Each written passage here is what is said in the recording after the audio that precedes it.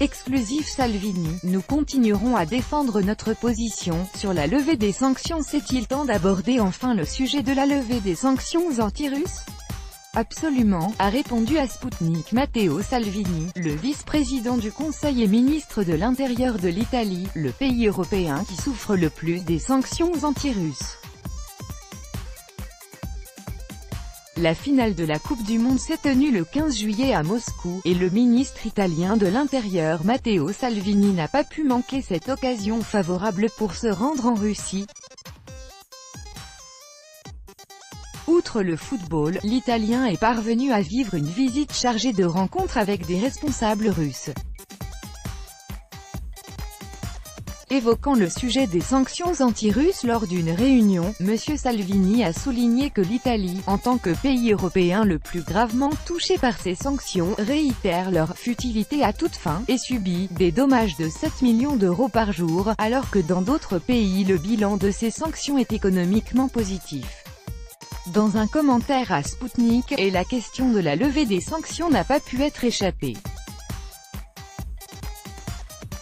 Il est absolument nécessaire d'aborder de nouveau une question aussi importante que celle de la levée des sanctions contre la Russie, qui était l'une des pierres angulaires de la campagne électorale de la Ligue, a annoncé M. Salvini, interrogé en la matière par Sputnik. Immigration, commerce, sécurité, bonnes relations avec la Russie, la question des sanctions, nous continuerons à défendre notre position, a déclaré le ministre italien. Quant au statut de la Crimée, il a donné une réponse plutôt évasive.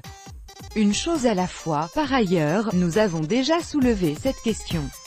Je suis convaincu que nous allons bien travailler, a-t-il fait savoir.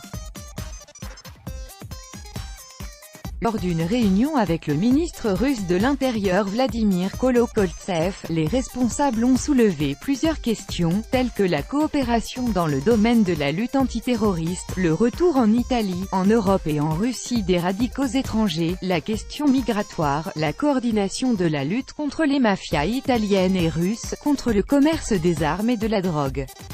En outre, M. Salvini a demandé à la Russie de soutenir les missions militaires italiennes en Afrique du Nord.